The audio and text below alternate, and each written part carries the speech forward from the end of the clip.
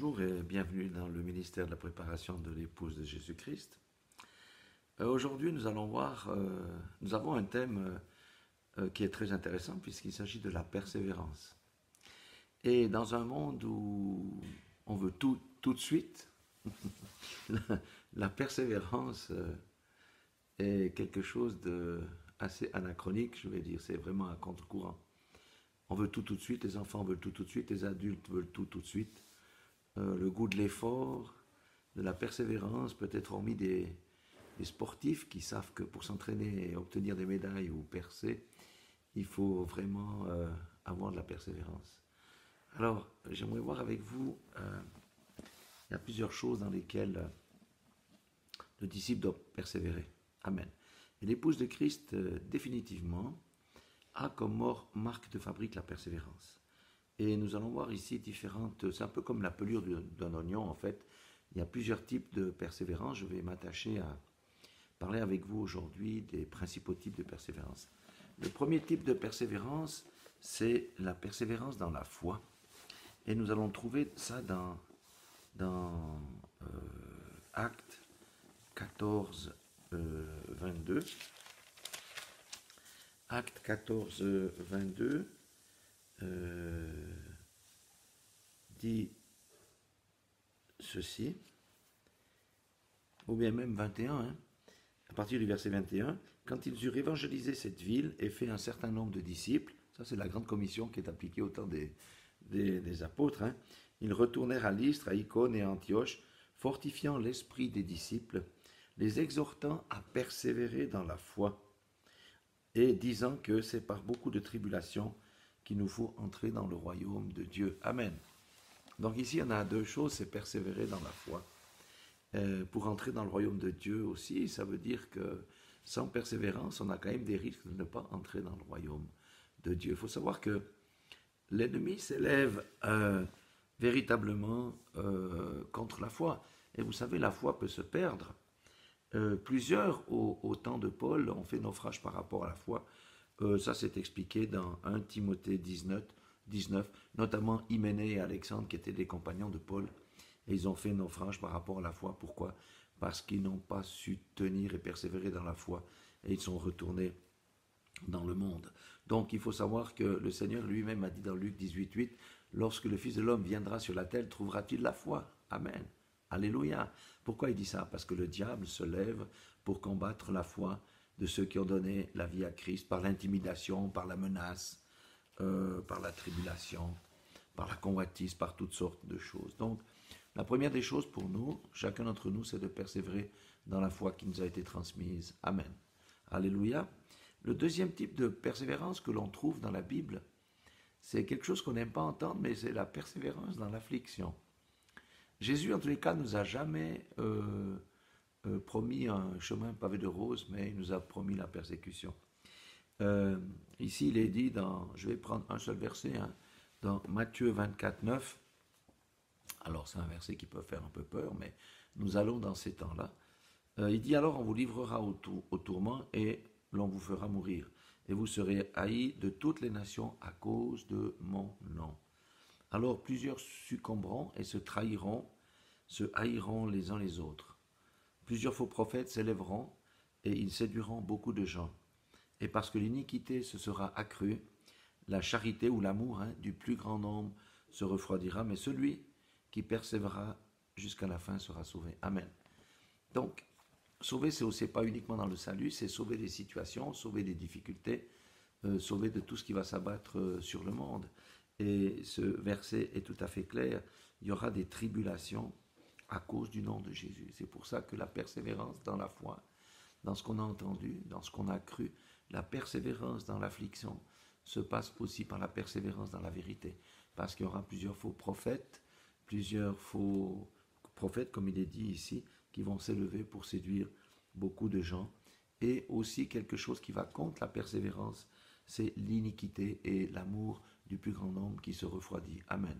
Vous savez que l'évangile de Jésus-Christ est basé sur un principe, c'est le principe de l'amour.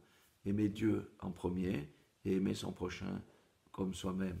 Donc quand on dit l'amour du plus grand nombre se refroidira, est-ce que ça ne ressemble pas à la civilisation individualiste dans laquelle nous évoluons. Tout à fait, nous sommes dans ces temps-là. Donc, la deuxième type, c'est la persévérance dans l'affliction et dans la vérité. Amen. Il y a aussi une chose, puisqu'on a parlé de l'amour, c'est la persévérance dans l'amour fraternel. Ça, c'est Hébreux 13.1 qui le dit. Persévérer dans l'amour fraternel. Amen. Pourquoi il dit ça? Parce que nous sommes un corps. Si nous avons bien compris la chose, nous sommes un corps et nous sommes dépendants les uns des autres. Chacun peut se soutenir celui qui est faible quand un est en haut, l'autre est en bas.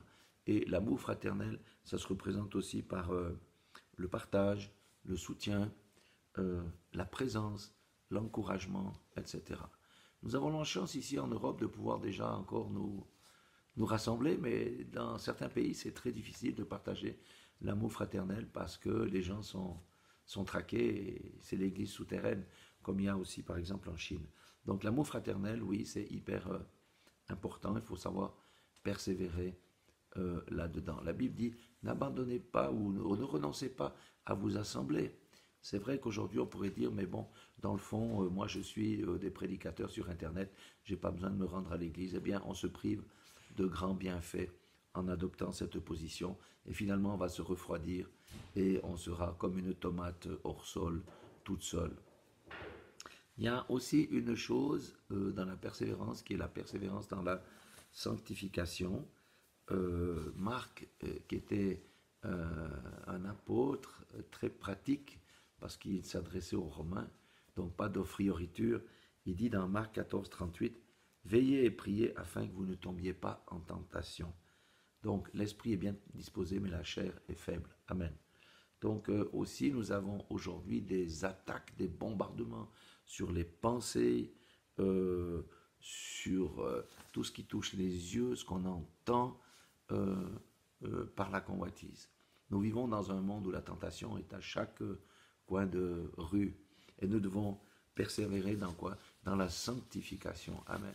La Bible dit que sans la sanctification, personne ne pourra voir le Seigneur. Donc, vous voyez, la persévérance pour le disciple de Christ, c'est quelque chose qui doit lui coller à la peau. C'est comme un vêtement qu'on doit revêtir. Amen. C'est certes pas facile, mais il y a un prix à payer, parce qu'on a vu tout à l'heure que seul celui qui persévérera jusqu'à la fin sera sauvé. Maintenant,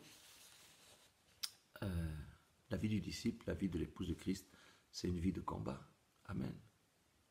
Parce qu'il ne peut pas y avoir de victoire sans combat. Et si vous regardez Apocalypse, je ne vais pas vous lire tous les versets, mais de Apocalypse 2, 7 à 3, 21, où on parle des lettres aux 7 églises, eh bien là, il faut vraiment de la persévérance des saints, il faut vraiment la persévérance dans le combat.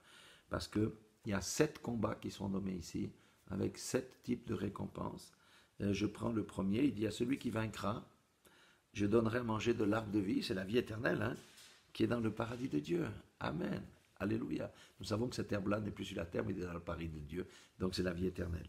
Celui qui vaincra n'aura pas à souffrir la seconde mort. La seconde mort, nous savons que c'est le feu, hein, c'est être jeté dans le temps du lac de feu, où le diable et ses anges, ce lac de feu a été préparé pour le diable et ses anges. Eh bien, la seconde mort, c'est d'être jeté là-dedans. À celui qui vaincra, je donnerai la manne cachée, et je lui donnerai un caillou blanc. Et sur ce caillou est écrit un nom nouveau que personne ne connaît, si ce n'est celui qui le reçoit. Amen. C'est vraiment un cadeau personnalisé, mais c'est à celui qui vaincra. Amen. Celui qui vaincra et qui gardera jusqu'à la fin mes œuvres, je donnerai autorité sur les nations. Amen. C'est comme la course. Paul dit que si nous sommes engagés dans une course, ce qui compte, c'est pas de courir vite, mais c'est de franchir la ligne d'arrivée. On peut bien commencer et mal terminer, donc il faut persévérer. Alléluia. Celui qui vaincra sera revêtu ainsi de vêtements blancs, et je n'effacerai point son nom du livre de vie, et je confesserai son nom devant mon Père et devant ses anges. Alléluia. C'est glorieux. C'est de nouveau à qui? Celui qui vaincra. Parce que il y a une lutte, et on doit comprendre. Le chrétien, je parle du chrétien, pas du disciple, qui n'a pas compris qu'il est dans un combat et qui repose sur les illusions, il a déjà perdu la bataille. Mais le disciple sait que c'est un combat. L'épouse de Christ sait que nous avons à combattre. Amen. Alléluia. Il dit encore dans un autre, le 6e, il dit, « Celui qui vaincra, je ferai de lui une colonne dans le temple de mon Dieu, il n'en sortira plus. J'écrirai sur lui le nom de mon Dieu et le nom de la ville de mon Dieu, de la nouvelle Jérusalem qui descend du ciel auprès de mon Dieu, et mon nom nouveau. Amen. Et le dernier, celui qui vaincra, c'est pour l'âge dans lequel nous nous trouvons, c'est l'église de l'Odyssée. Celui qui viendra, je le ferai asseoir avec moi sur mon trône. Alléluia. Est-ce qu'on ne doit pas revenir régner en ambulant avec Christ sur cette terre? Comme moi j'ai vaincu et me suis assis avec mon Père sur son trône. Amen. Donc, pour conclure ça, il y a encore dans l'Apocalypse, vous savez que c'est le livre de la Révélation, qui dit ceci dans Apocalypse 21:7, celui qui vaincra héritera ces choses, je serai son Dieu, sera mon fils. Amen. Alléluia. Donc, nous devons comprendre qu'aujourd'hui, le disciple de Christ est une cible. Oui, c'est une cible. Pourquoi? Parce qu'il va à contre-courant du monde, à contre-courant des lois du monde, à contre-courant véritablement de tout ce que le monde propose. Donc, ils sont une minorité dans le monde. La cible, il est aussi la cible du diable, la cible du monde et la cible des religieux.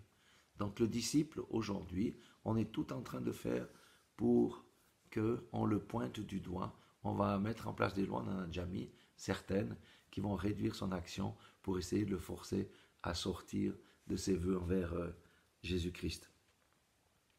C'est pourquoi c'est essentiel que nous comprenions ce qu'est la persévérance. Elle n'est pas innée, hein, elle s'acquiert. Comment? Par le dépouillement du vieil homme, par le renoncement aux choses de ce monde, par la méditation, par la communion fraternelle, par la prière et par une relation intime avec Dieu. Telle est la vie du vainqueur.